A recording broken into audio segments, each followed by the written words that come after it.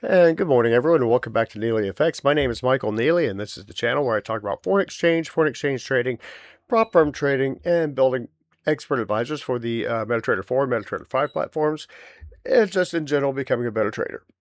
So with that, let's see, we've got a lot to talk about today. First, we had NFPs come out earlier.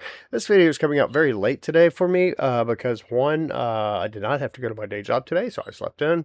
And also, I tried to go live for NFP and found out that that did not work out well. I had about 4 or 5 different updates hit my computer about the same time I was trying to go live, and it overheated my computer, and I had to shut it down, start all over again. So here we are, a lot later in the day. And we can see the effects of the NFP and what's happening with the markets. Something else I wanted to bring up real quick. I'll go ahead and see what we are looking at. With this, I'm intentionally not switching screens yet, but I need to remember to switch screens. I'm going to show you some surprises too. Might have some surprises today. No, not really. Okay, great. Let's go ahead and get into this. Since we're talking about putting money at risk, you need to know about these risks, and it goes something like this. This channel is for educational and entertainment purposes only. It does not constitute trading or financial advice. I'm a professional trader, not a broker, trading my own capital. I do not solicit funds, manage client accounts, nor do I hold CFTC or NFA registration at this time. I have held NFA registration in the past. It was about 2 decades ago before the internet took over trading. Forex trading is highly speculative with a high risk of losing some or all of your investment capital. Only trade with funds you can comfortably afford to lose. And here's the CFTC risk disclosure. Forex trading carries a high degree of risk and may not be suitable for all investors. The high degree of leverage can work against you as well as for you.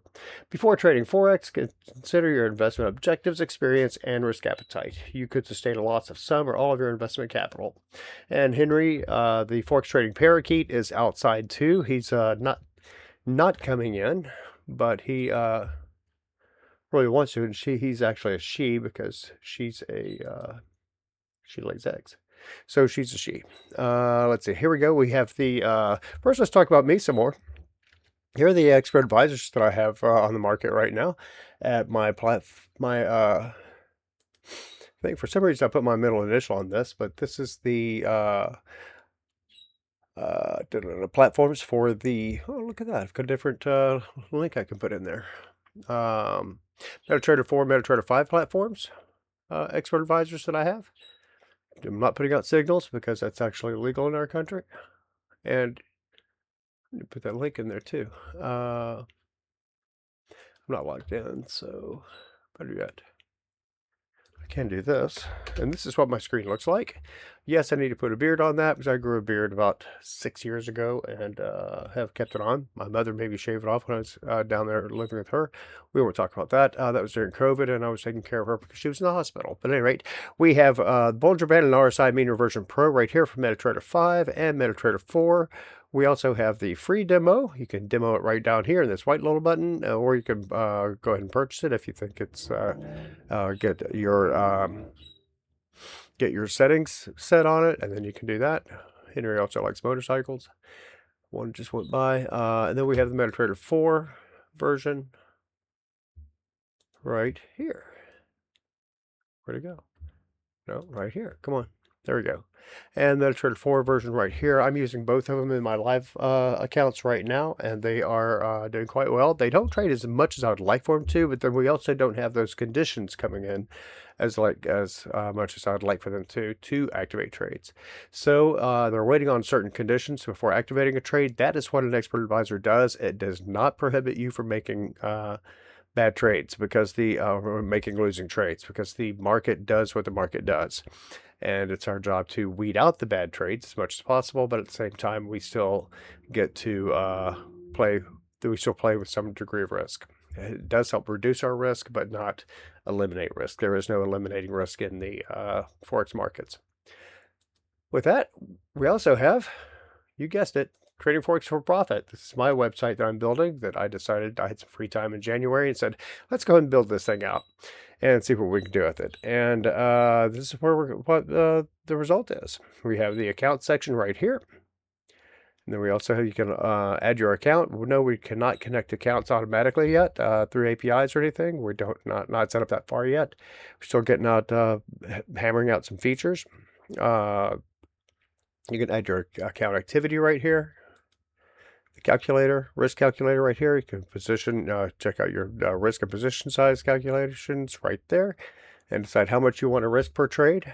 We also have the trading journal. You can add in your notes, why this trade is good, why you're watching it, what you want to do. Then you can import your trades right here if you've your closed trades, either with DX Trade. There's a way that you can download their information there, or the manual CSV, or you can use the reports section or the account section and from your MetaTrader 4, MetaTrader 5 platforms, and upload the files there. Performance, check out how you're doing. Are you doing well, doing poorly? What do you need to do to change? Strategies, here are the strategies that you're using. I haven't put any strategies in my free account because it's mainly for testing purposes. See what kind of premium news is coming out for the premium members. The economic calendar right here.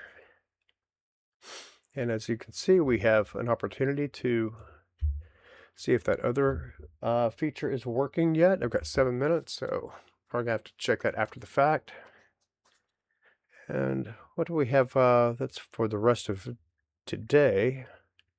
I'm sorry, that was yesterday. Today we've got CPI. It says everything's pending. I have to update that a little bit. That's not working to my liking. It should be updating here. I'll do that. We're on a different. Yeah, I'm also thinking about what we need to do to improve the site right now. And everybody has a bank holiday tomorrow, and no more news coming out, so we wouldn't be able to test that feature until Monday anyway. No big deal. Let's see. You can also check out the pairs here. Quote section. I've not built out the quotes page yet. We should probably do that at some point in time. And then billing down here, you can also check your billing. The current plan on this account is free. Then we have the Pro and the Premium version. Both of them come with a 7-day free trial. You can start your free trial and see if you like it, see if you don't like it. So with that, let's go to Market Pulse. I'm going to accept this. Refresh. Log me in. There we go. Let's check out Market Pulse and see what's going on. Oh, so we have risk on now. Everything is risk on. We've got the Swissy on top. It's very interesting. And the New Zealand, the Kiwi, right there. Great British Pound is strong but falling. The Japanese yen is strong but falling. The Aussie is way down here. The dollar is way down here based on that weak NFP report that came out. So so there's a lot of reason to go against the US dollar today for trading short term. I do not have any trades in right now, or else I'd be trading right now. And also, let's go ahead and come over here, since my news page is not yet updating, which I'm not happy about, but I'm working on it. We have the non-farm payroll. Half of the jobs they were looking for 114, got 57. Means kids aren't going to school. I mean, kids aren't going to and getting summer jobs, is what it tells me. There used to be a surge in June of new jobs being created because kids were going out and get summer jobs. I don't think that's the case anymore. Kids in between school, college kids, they're off doing other things. There are also other ways that you can generate money for kids these days. One of them is protesting. I'm not a big fan of that one, but you know, hey, what can you do? Unemployment rate dropped to 4.7%, probably because might have some more people coming into the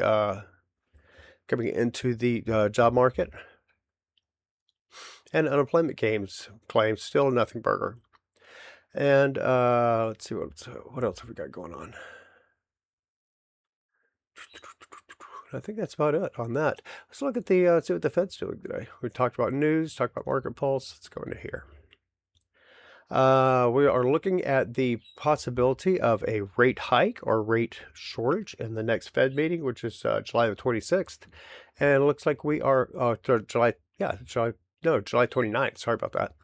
of 2026. And it looks like there's an 82.4% chance of a hold. We do not need to, we may not have to hike rates with the dynamics going against the dollar. And I'll show you what I'm talking about in just a second. So with that, let's go ahead and get into some charts and see what we're looking at. First, let's go up here where I usually start with Bitcoin. Look at that, Bitcoin surged. Bitcoin came off, it's held its 58-ish support level and is up to 61.8. Good for them. Let's go down to the US 10-year. US 10-year is up to 4.47%, and it's starting to kind of figure out if it's going to gain some ground today. So it's not a big fan of rising interest rates. However, that's maybe what we have to deal with. Japan's interest rates are pulling up a little bit. And let's take a look at the possible yen carry trade. Yen carry trade is alive and well, so I wouldn't freak out about that anytime soon. With that, let's go to the next currency level, which is going to be the euro versus the Great British Pound. Way down there. British Pound is kind of beating up on the euro these days. Look at that. And with that, let's take a look at the DXY. DXY is right there. And it is at 100.72, down from the previous, down big time on that week jobs report. So it's starting to come back down to the September 2024 high, weekly high low close. Euro versus the dollar is going to respond in kind and go up, since that the euro is the 57% of the DXY basket. And then we have the, look at that. Pound versus the dollar is off to the races. 133.74. It's a good 100 pips, isn't it? Yeah, 98.9 pips. So that's a very strong move by the pound against the dollar. Then we have the euro versus the Swissy right here at 0.8 and holding. It looks like it's going to run into some support right here. If that fails at about 81.3. Looks like the next support level for the dollar versus the Swissy. Dollar versus the yen, way off. 160.88. BOJ may not have to do any intervention with the market doing its job for it. That's just a weak jobs report. That's nothing you can do about that. Reason why I know it's not an intervention, because that is not off by very much. The pound versus the yen is down 215 to 215.16. Down about 68 pips, but that's not enough to call an intervention at all. Euro versus the yen, down 78 pips. Canadian versus the yen, down 85 pips. That's even weaker than the dollar. And then we have oil. The NYMEX crude oil coming off at 67.98. Right there, and coming down. Have the UCAD at 141.73, coming off of its 142 highs. Aussie versus the dollar, 69.37. And let's get into precious metals now. 41.33, $100 move on gold. We're seeing a weakening job market. We're going to see possibly a weakening U.S. economy. Platinum at 16.46, coming up $46. Palladium coming up $57. And look at the run on silver, 269. That's why I always have some with me. See, I do like silver. In my opinion, silver was on sale, and I did buy some, by the way. Physicals, that is. We have the software sector. Well, this is live, so this is software sector's perking up a little bit. HubSpot's up 56 on the day so far. Salesforce is up 1%. Oh, 56.56% rather. Not 56%, that'd be awesome. Intuit is up $1.50, 1.5% or $4. GoDaddy, 75 cents, up almost 1%. Adobe, up 2.5%. And Upwork, up a big chunk. Wonder what happened to Upwork yesterday. Gig economy stuff. It means the economy's failing and people are going to start going towards gig economy stuff. I do not recommend Upwork if you're in the United States. 1.39%. I'm a harsh critic of Upwork, and I'm going to be a harsh critic of Upwork pretty much till I die. Dollar versus the Chinese yuan, not going anywhere. We'll come down to the Magnificent Seven. We have Google is up about 0.5%. Amazon is up 0.29%. Apple's up almost 3%. Meta is off 3% after yesterday's showing of being up 8%. So we got a big pullback on that. That gap right there. That gap should be closing. Microsoft is up 0.5%. NVIDIA is up 1% so far. Tesla and SPCX after it got hammered yesterday. So it's that's what we've got for today's Daily Forex and Select Stock Report. Don't have much more than that. At any rate, that's all I've got for today. Tomorrow I'm going to do a report. Probably do one tomorrow because it is a celebrated holiday. It's a bank holiday in the United States, but we should have some activity going on. But with that, that's all I got for today. You guys have a great one. Happy trading, and I'll talk to you later. Bye.